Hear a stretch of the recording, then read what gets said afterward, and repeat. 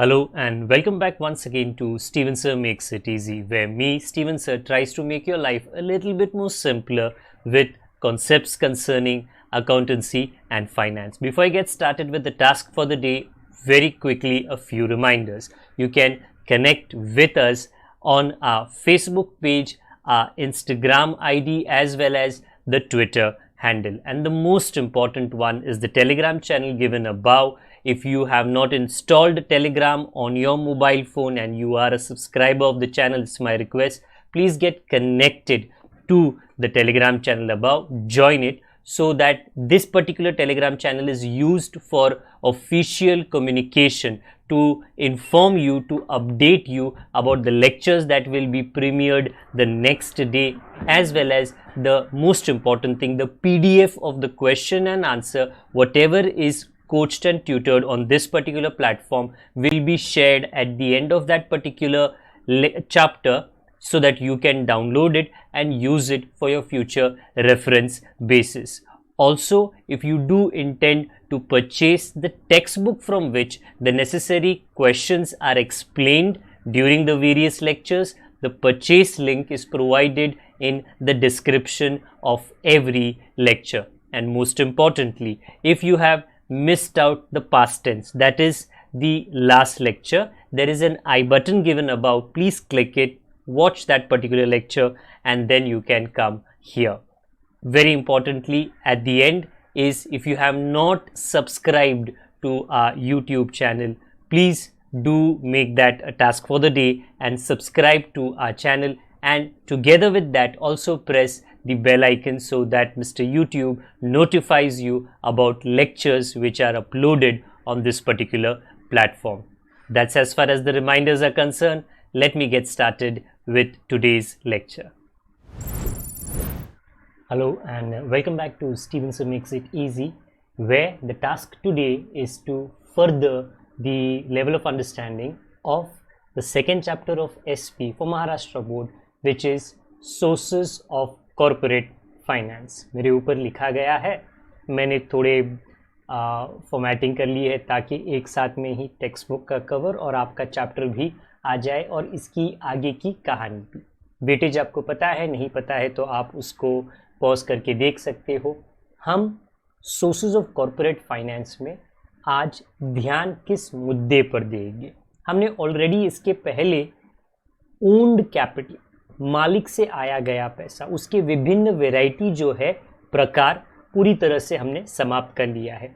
पिछले ही लेक्चर में हमने शेयर्स और डिबेंचर्स, इसका डिस्टिंक्शन बिटवीन, वो भी कवर अप कर लिया है. मतलब डिबेंचर्स की पढ़ाई हो चुकी है. उसके थोड़ा आगे आज हम जाने वाले हैं.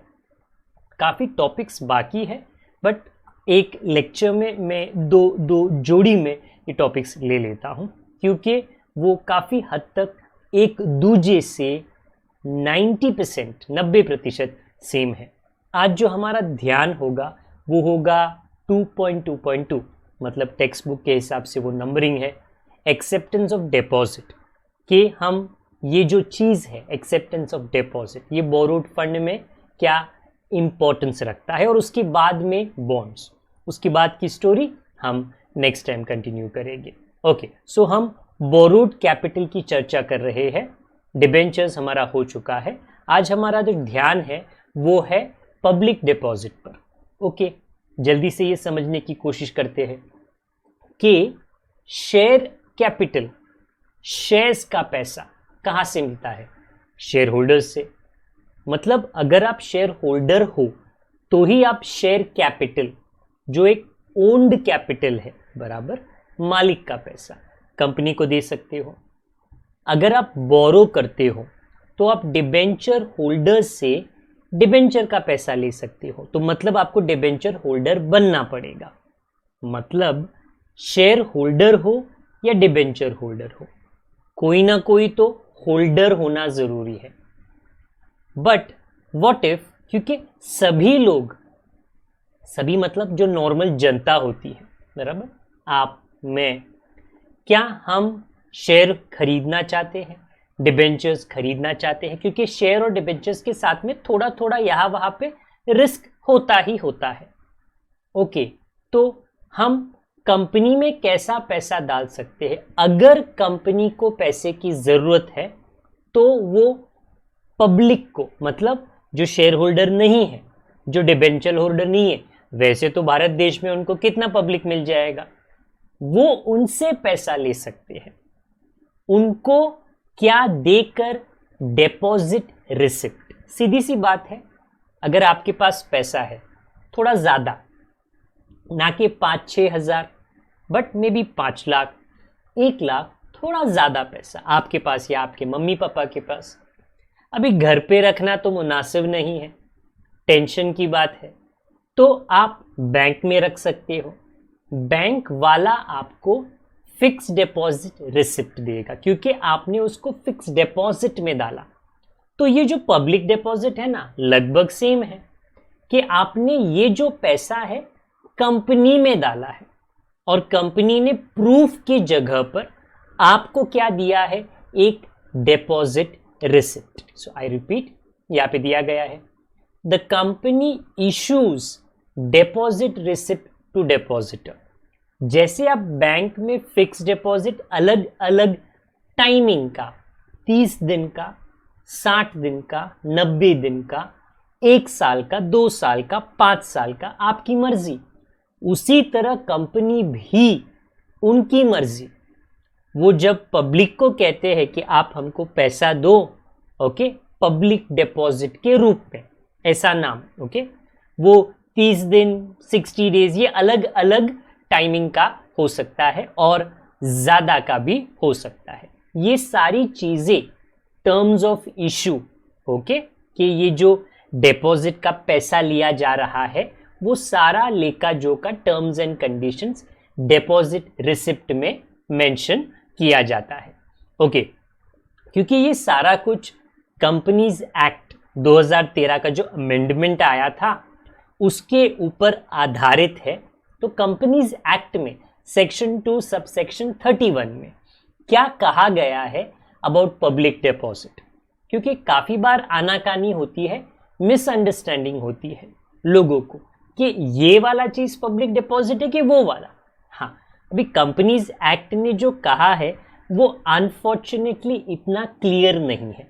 पढ़ लेते हैं कि क्या कहा है पब्लिक डिपॉजिट के बारे में।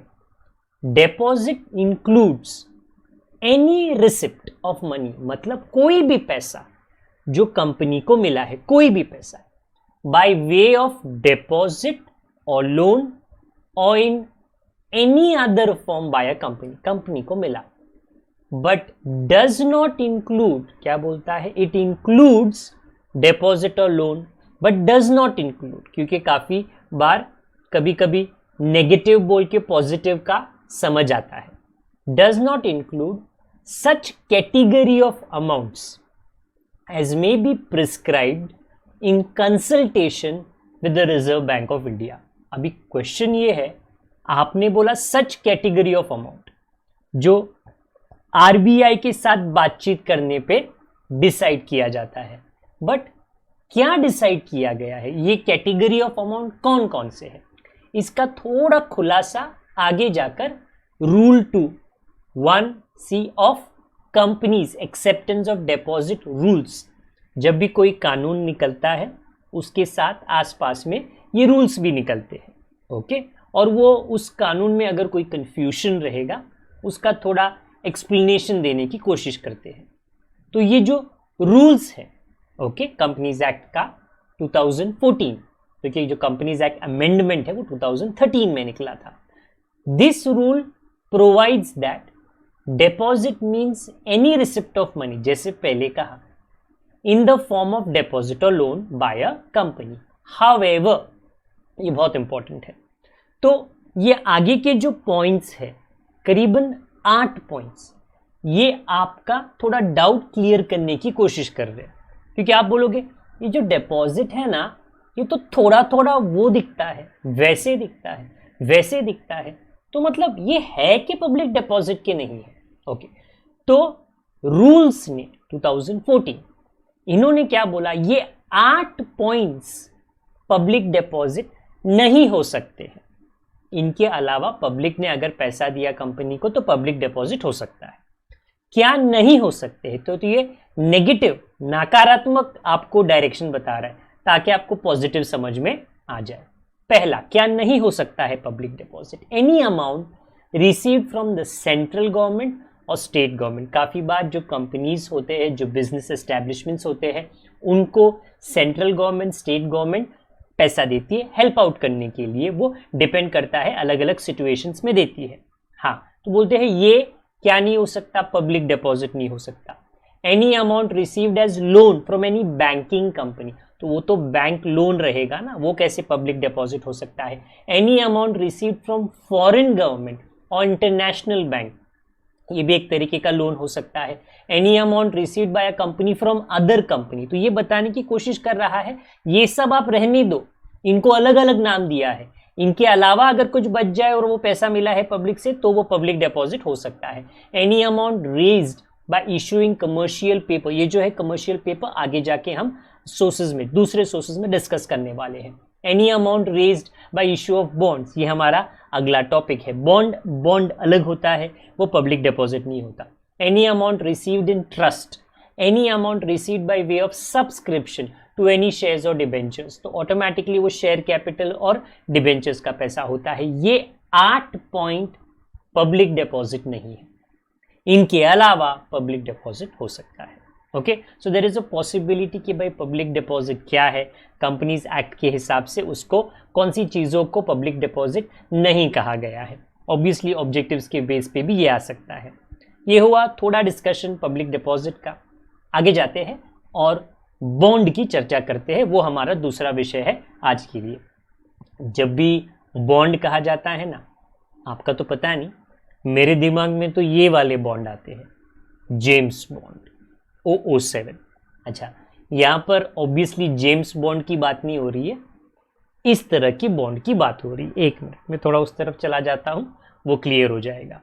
काफ़ी बार ये होता है कि सरकार, सेंट्रल गवर्नमेंट, स्टेट गवर्नमेंट, उनको ही पैसा लगता है, उनको टैक्स से तो पैसा मिलता ही है, बट कभी कभी उसके अलावा डेवलपमेंट के लिए, फास्टर डेवलपमेंट के लिए पैसा लगता है। तो सरकार लोगों को क्या बेच सकती है, शेयर्स डिबेंचर्स तो नहीं बेच सकती है क्योंकि वो एक कंपनी नहीं है। तो वेरियस गवर्नमेंट्स जब उनको पैसा लगता है और उनको वो कहाँ से, पब्लिक से लेना है, तो वो बॉन्ड नाम की चीज बेच सकती है। ऑलमोस्ट सेम लाइक डिबेंचर्स, ज्यादा कोई फर्क नहीं है। ओके, इसमें भी अगर आप पढ़ो इज अ डेप्ट सिक्योरिटी, तो डिबेंचर्स भी एक डेप्ट सिक्योरिटी होती है। It is a formal contract to repay borrowed money with interest, तो डिबेंचर्स में भी इंटरेस्ट देना पड़ता है, रेगुलरली देना पड़ता है। Bond is a loan, debentures भी लोन है। The holder of the bond is a lender, उधर भी क्रेडिटर कहा जाता है। He is a creditor, same चीज जैसे मैंने बताया, he gets a fixed rate of interest. Okay, Webster dictionary, dictionary काफी हेल्प होती है ना डेफिनेशंस ढूंढने के लिए, मीनिंग ढूंढने के लिए। क्या कहती है बॉन्ड के बारे में, जेम्स बॉन्ड नहीं, हाँ, जो बॉन्ड कंपनी के सोर्सेज से कनेक्टेड है। A bond is an interest bearing certificate, मतलब उसमें लिखा गया है कितना इंटरेस्ट मिलेगा। Issued by the government, normally government, but कभी कभी बिजनेस भी बेच सकते हैं, और business firm promising to pay the holder a specific sum at a specific date. तो एकदम क्लियरली होल्डर को, जिसके पास ये बॉन्ड का सर्टिफिकेट है, उस पर लिखा गया है सर आपको ना इतना इतना इंटरेस्ट मिलेगा, और जब ये 5 साल 6 साल 8 साल खत्म हो जाएगा ना, या उससे ज़्यादा 10 साल 15 साल 20 साल, इस दिन पे आपको ये पूरा पैसा मिल जाएगा। ओके, बॉन्ड के कुछ फीचर्स है, सिंपल फीचर्स है। ओके, इसके लिए कोई शॉर्ट फॉर्म आपको नहीं होगा क्योंकि याद करने में आपको इतनी दिक्कत नहीं होनी चाहिए। सो आई रिपीट माई सेल्फ, हम कर रहे हैं बोरोड कैपिटल। बोरोड कैपिटल के अंदर हमने पहला डिबेंचर्स किया, उसके बाद आज हमने पब्लिक डिपॉजिट की चर्चा की, और अभी हम बॉन्ड और उसके फीचर्स जो लगभग सेम ऐसे नजर आते हैं। ओके, नेचर ऑफ फाइनेंस, देखिए जो डिबेंचर्स है उसको आप मीडियम टर्म फाइनेंस कह सकते हैं, medium term. Okay, but bond को आप लॉन्ग टर्म कह सकते हैं क्योंकि ये 10 20 25 साल या उससे ज्यादा भी जा सकता है। ओके, तो ये हो गया उसका नेचर कि ये लॉन्ग टर्म फाइनेंस है।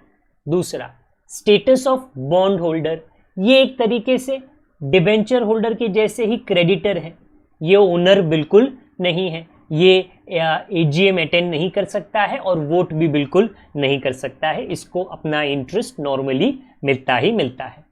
रिटर्न ऑन बॉन्ड, उसको फिक्स्ड रिटर्न मिलता है, जैसे डिबेंचर होल्डर को कुछ भी करके फिक्स्ड रिटर्न मिलता है, इनको भी।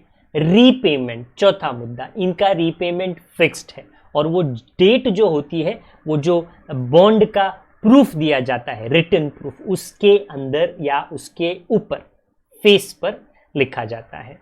Very very similar to debentures, but yes, छोटा मोटा क्वेश्चन, डिस्टिंक्शन बिटवीन तो नहीं, ओके, जो मैंने डिस्टिंक्शन बिटवीन किया है वो उसी स्टाइल में आएगा, बराबर, यहां पर नहीं, बट यस, ऑब्जेक्टिव्स में कहाँ ना कहाँ पर इसकी चर्चा हो सकती है।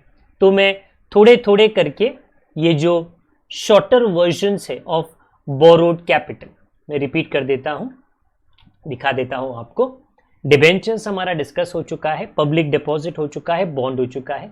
अगली बार जब हम मिलेंगे हम एडीआर, जीडीआर और बैंक्स, फाइनेंशियल इंस्टीट्यूशंस के इसमें जाएंगे और ट्रेड क्रेडिट। आने वाले 2 लेक्चर्स में ये चैप्टर ऑलमोस्ट समाप्त हो जाएगा और उसके बाद में आपको ये चैप्टर का जो पीडीएफ वर्जन है वो टेलीग्राम के प्लेटफॉर्म पर और वेबसाइट पर डाउनलोड के लिए उपलब्ध रहेगा। अगर आपको ये समझ में आ गया है जो आज पब्लिक डिपॉजिट और बॉन्ड का एक्सप्लेनेशन किया गया है, काफ़ी सिंपल है, सरल है, कोई आनाकानी यहाँ पर नहीं है, तो प्लीज़ लेक्चर को आप लाइक ज़रूर कीजिए। अगर आपके पास कोई सजेशन, सुझाव है हमारे लिए, आप हमेशा उसे कमेंट बॉक्स में लिख सकते हो। हम पूरी कोशिश करते हैं कि कमेंट्स जितने जल्दी हम पढ़ सके पढ़ ले, और अगर वो कोई इम्प्रूवमेंट का मुद्दा है उसे आने वाले लेक्चर्स में हम करें। दोस्तों तक ज़रूर जानकारी पहुंचा दें कि यहाँ पर कितने सब्जेक्ट्स के और कौन से लेक्चर्स अपलोडेड होते हैं। Lectures completely free of cost है एंड हम पूरी कोशिश करते हैं कि पीडीएफ फॉर्मेट में आपको सारे क्वेश्चंस और सारा एक्सप्लेनेशन और सारा कोडिंग अवेलेबल हो जाए। अपने दोस्तों के साथ वो ज़रूर शेयर करें। जब तक हम दोबारा ना मिले, अपना ख्याल ज़रूर रखिए। बड़ों का, छोटों का और परिवार वालों का, सभी का ख्याल रखिए। जितना हो सके सोशल डिस्टेंसिंग ज़रूर रखें और मास्क का इस्तेमाल हमेशा करें। Good day to all of you, God bless.